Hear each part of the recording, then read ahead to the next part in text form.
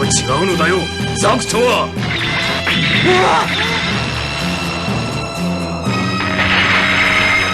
こいつ違うぞ。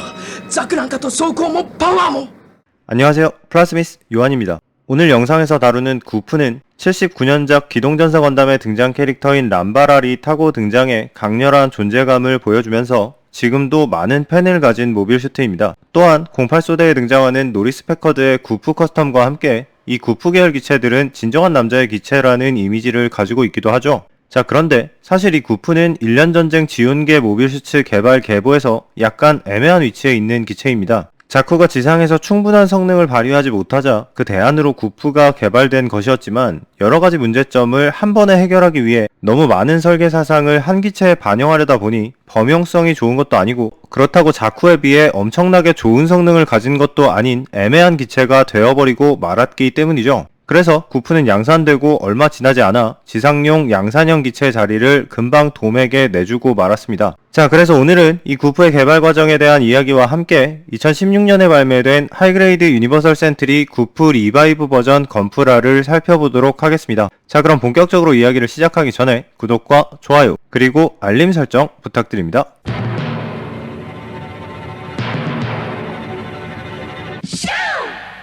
1년 전쟁을 위해 개발된 지온의 자쿠는 애초에 우주용으로 개발된 것이었습니다. 그렇기 때문에 자쿠의 개발 과정에서 중요했던 것은 진공 상태인 우주 공간에서 콕핏의 기압을 유지할 수 있는 기밀성, 우주 방사선으로부터 기체와 파일럿을 보호하는 내 우주 방사선, 우주 전장에 떠다니는 데브리와 충돌했을 때를 대비한 데브리 대책, 그리고 무엇보다 우주 공간에서의 기동성과 자유로운 자세 제어였죠. 그래서 자쿠의 팔다리는 인간의 보행을 재현하는 용도가 아니라 우주에서 자세를 잡는 암백 시스템을 위한 장치였습니다. 팔다리 외에도 자쿠는 모든 부분이 우주에서의 전투를 상정하고 만들어진 것이었죠. 이 자쿠의 설계 단계에서 지상보다 우주를 우선시한 이유는 전쟁 초기 지온의 작전을 살펴보면 알 수 있습니다. 아시다시피 지온의 원래 작전은 브리티시 작전을 통해 지구 연방군의 본부인 자브로의 콜로니를 떨어뜨려서 지휘체계를 무력화시킨 다음 연방정부의 항복을 받아내는 것이었습니다. 그리고 애초에 지온이 일으킨 전쟁은 독립전쟁이었기 때문에 적진인 지구를 완전히 점령하는 것이 중요한 게 아니라 효과적인 핀포인트 공격을 통해 연방군의 시스템을 무력화하고 우주에 주둔한 지구 연방군을 철수하게 만들면 이기는 전쟁이었죠. 그러니까 1년 전쟁을 위해 준비한 모빌 슈트 자쿠를 우주 공간에 맞춰서 만드는 건 당연한 것이었습니다.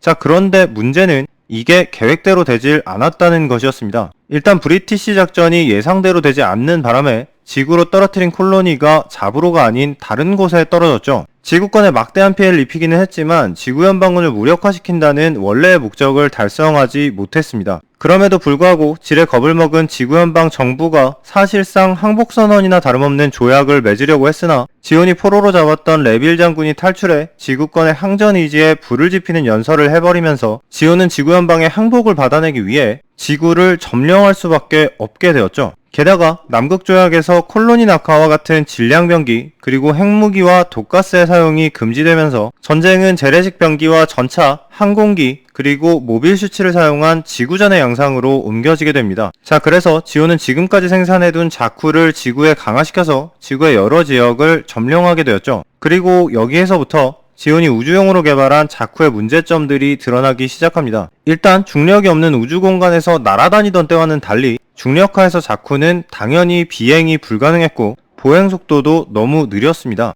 임시 방편으로 지온은 기존의 자쿠의 부품들 중에서 중력하에서 불필요한 부분들을 제거해서 기체의 무게를 줄이기로 합니다. 그래서 앞부분에서 말씀드린 콕핏의 기밀 장치와 암백 시스템 등을 제거한 육상용 자쿠를 사용하게 되는데 이것이 우리가 알고 있는 제2형 자쿠죠. 그러나 이것은 어디까지나 임시 방편이었기 때문에 지온은 자쿠의 설계를 토대로 황급히 차세대 지상용 양산형 모빌 슈츠의 개발을 시작하게 됩니다. 자, 그래서 개발된 것이 지오닉에서 개발한 YMS-07A 프로토타입 구프 그리고 치마트에서 개발한 YMS-08A 고기동 시험형 모빌 슈츠였습니다. 그러나 치마트 쪽에서 개발한 기체는 생산 비용이 올라간 것에 비해 그 성능이 지상형 자쿠와 별다를 것이 없었고 결국 이 두 개의 기체는 지오닉의 프로토타입 구프의 개발 계획으로 통합되었죠. 그리고 프로토타입 구프의 성능 테스트가 지오닉의 본사가 있는 사이드 3와 지온이 접수한 캘리포니아의 생산시설에서 각각 진행되어 지상에서의 이동 속도를 해결하는 방안 또한 두 가지 갈래로 나눠지게 됩니다. 먼저 캘리포니아 기지에서는 구프를 비행체 위에 태워서 작전 지역까지 빠르게 이동하는 방법을 시험하게 되었습니다. 물론 이미 가우공모나 잔지발, 패덩클 등 모빌 수치를 실어 나를 수 있는 수송기가 있었지만 이쪽은 아무래도 덩치가 크고 많은 작전에서 유기적으로 사용하기에는 부담이 되었죠.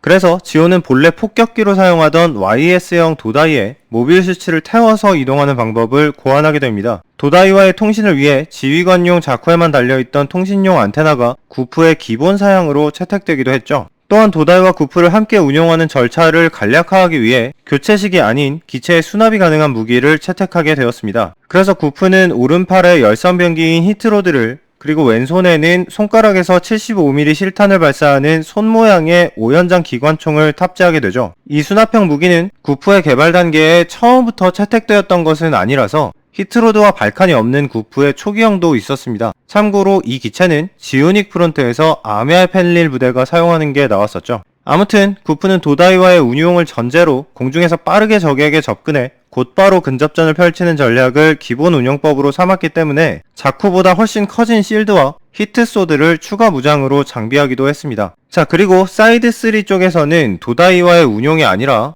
모빌 수치 자체에 비행 능력을 추가하는 개발 플랜이 진행되었습니다. 여기에서 개발된 것이 MS-07H 구프 비행 시험형이고 이 기체의 최종 모델이 바로 08소대에 등장했던 MS-07H8 구프 플라이트 타입이죠. 하지만 결론적으로 이 플라이트 타입 구프의 테스트는 사실상 실패했고 자체 비행이 가능한 모빌 슈츠는 양산화되지 못했습니다. 이 기체에 대한 이야기는 나중에 구프 플라이트 타입 편에서 따로 이야기해보도록 하고 다시 도다이와 함께 운영되는 일반적인 구프 쪽으로 돌아가 보도록 합시다.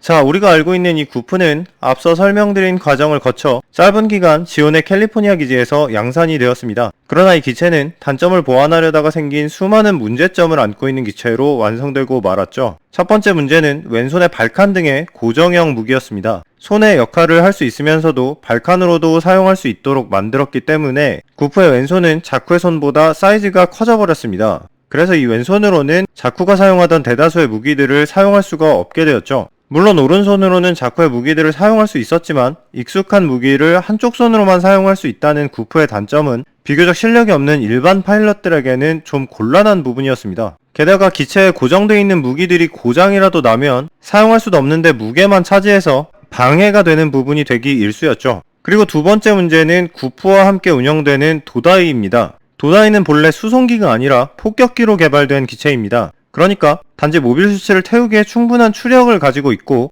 기체가 평평하게 생겼기 때문에 구프와의 운용에 채택된 것일 뿐 정확하게 이 목적으로 디자인된 기체는 아니었다는 말이죠. 원래 이 도다이는 도배 호위를 받는 상태에서 일격 이탈을 전제로 하는 폭격기로 개발된 것이기 때문에 공대공 공격 기능이 매우 부실하고 내구력도 형편없어서 코어 파이터에 탑재된 발칸으로도 요격시킬 수 있는 수준이었습니다. 그래도 도다이가 구프를 수송하는 이동 속도만큼은 발군이었기 때문에 이러한 도다이의 단점들은 어느 정도는 용납이 가능한 수준이었습니다. 그런데 진짜 문제는 모든 부대에 도다이가 보급된 게 아니라는 것이었죠. 그러니까 애니메이션에 등장하는 람바랄 부대와 같이 구프만 보급받고 도다이는 보급받지 못한 경우 구프의 이동 성능이 자쿠와 별 차이가 없다는 것도 문제였습니다. 그리고 원래부터 도다이를 가지고 있었던 부대의 경우는 통신용 안테나가 달려있는 지휘관용 자쿠로도 구프처럼 도다이와 함께 운용이 가능했기 때문에 여러모로 이 구프는 자쿠와의 차별점은 별로 없는데 범용성은 떨어지고 생산 비용은 더 높아진 기체가 된 셈이죠. 물론 그렇다고 구프가 단점만 있었던 것은 아닙니다. 무엇보다 구프의 가장 큰 장점은 매우 뛰어난 근접 전투 능력에 있죠. 일단 구프의 가장 특징적인 무기는 단연 히트로드입니다. 평소에는 기체 안쪽에 수납되어 있다가 전투 시 자유롭게 움직이는 채찍처럼 사용할 수 있는 무기입니다. 이 채찍 부분에 전기를 흘려 적 파일럿을 감전시키거나 적의 무기를 폭발시킬 수도 있고 전압을 더 올리면 열선병기로 활용할 수도 있죠. 원작에서는 이 히트로드로 무려 건담의 발을 일격에 잘라내는 장면이 나오기도 했습니다. 이거 말고도 구프는 또 하나의 근접 무기를 장비하는데 평소에 실드 뒤쪽에 보관할 수 있는 히트사벨이 바로 그것이죠. 이 초기형 히트사벨의 날 부분은 형상기억 처리된 세라믹 화합물로 작동시키면 빠른 속도로 칼날 모양이 되는 동시에 열선병기로 활용할 수 있게 됩니다. 그리고 구프의 실드는 이전에 자쿠 계열에는 없었던 유용한 방어용 장비였습니다. 자, 이렇게 구프는 지온의 전시작전이 계획대로 되지 않는 상황 변화 때문에 갑작스럽게 개발이 진행된 기체이기 때문에 딱히 혁신이라고 할 만한 성능의 업그레이드가 없었고 금방 양산이 중단된 기체입니다. 그래서 1년 전쟁 이후에는 이 구프의 정식 후계기라고 할 수 있는 기체가 더 이상 개발되지도 않았죠. 하지만 적어도 급변하는 전장의 양상에 대응해보려고 했던 여러가지 시도는 이후 서브 플라이트 시스템의 확립과 열액 제트 엔진을 활용한 돔의 개발에 영향을 끼쳤기 때문에 테스트 타입 기체의 개념으로 생각해본다면 이 구프도 나름의 성과를 가진 기체가 아니었나 하는 생각도 드네요. 자, 그럼 이제 오늘 이야기한 구프의 리바이브 버전 건프라를 살펴보도록 합시다. 하이그레이드 유니버설 센트릭 구프는 2000년도에 한번 출시된 적이 있었습니다. 프로포션은 나쁘지 않았지만 아무래도 하이그레이드 UC 라인업 초기 제품이라서 가동성이 좋지 못했죠. 그러다가 빌드파이터즈의 등장인물인 라이시의 프라모델인 구프 R35가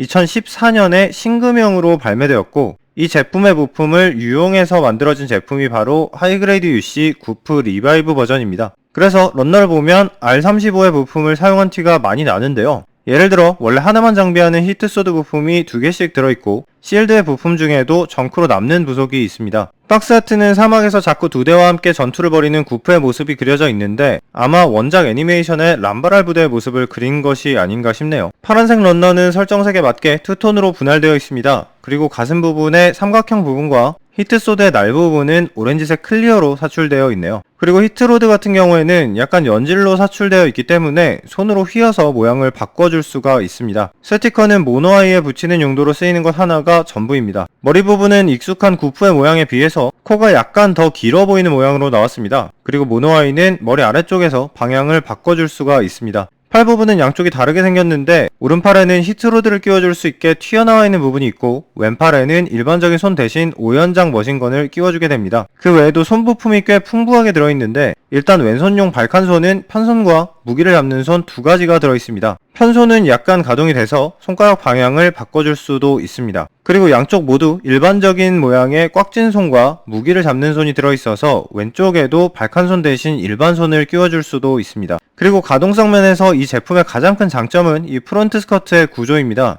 프론트 스커트 가동 문제는 구프 건프라의 유서 깊은 문제점이었는데요. 이 제품은 프론트 스커트가 사이드 스커트에 끼워지도록 만들어서 다리를 더 시원하게 들어올릴 수 있게 되어 있습니다. 그리고 무릎에는 이중관절이 들어갔기 때문에 유연한 관절 가동을 보여줍니다. 자, 그리고 추가 무장으로 포함된 히트소드는 날 부분을 뺀 상태로 실드 뒤쪽에 수납해줄 수 있습니다. 자, 이 구프 리바이브 버전은 다른 리바이브 버전 건프라들과 마찬가지로 너무 복잡하지 않은 구형 모빌 슈츠의 느낌을 잘 살리면서도 조립감과 관절 강도 그리고 가동성이 잘 살아있는 제품입니다. 지온계 기체를 좋아하시는 분이라면 아마 대부분 한 번은 조립해보시지 않았을까 하는 생각이 드는 제품이기도 한데요. 저도 이미 여러 번 만들어본 제품이지만 다시 만들어도 역시 구프 리바이브 버전은 아주 손맛이 좋은 제품이었던 것 같습니다. 참고로 저는 2년 전쯤에 이 구프 리바이브 버전과 1981년에 발매된 구판 도다이를 사용해서 도다이를 타고 적진에 강화하는 구프를 만들어 본 적이 있었는데요. 이 도다이는 역시 구판이기 때문에 예쁘게 완성하는 것이 좀 어렵다는 문제가 있지만 리바이브 버전 구프가 적당히 단조로운 디자인으로 잘 나왔기 때문에 구판 도다이와 함께 놓아도 아주 잘 어울리는 것 같습니다. 자, 오늘은 구프의 개발 과정에 대한 이야기와 함께 리바이브 버전 구프의 건프라를 살펴보았습니다. 아마 많은 시청자분들께서 구프를 다루었는데 제가 람바랄 얘기를 안 해서 이상하다고 생각하셨을 것 같은데요. 한편으로 다루기엔 내용이 조금 많아서 우리의 영원한 상남자 형님, 진정한 군인의 표상, 람바랄 형님에 대한 이야기는 다음 주에 디오리진 버전 프로토타입 구프 건프라와 함께 이야기해보도록 하겠습니다. 자, 그럼 여기까지 저는 플라스미스 요한이었습니다. 구독해주시고 또 와요.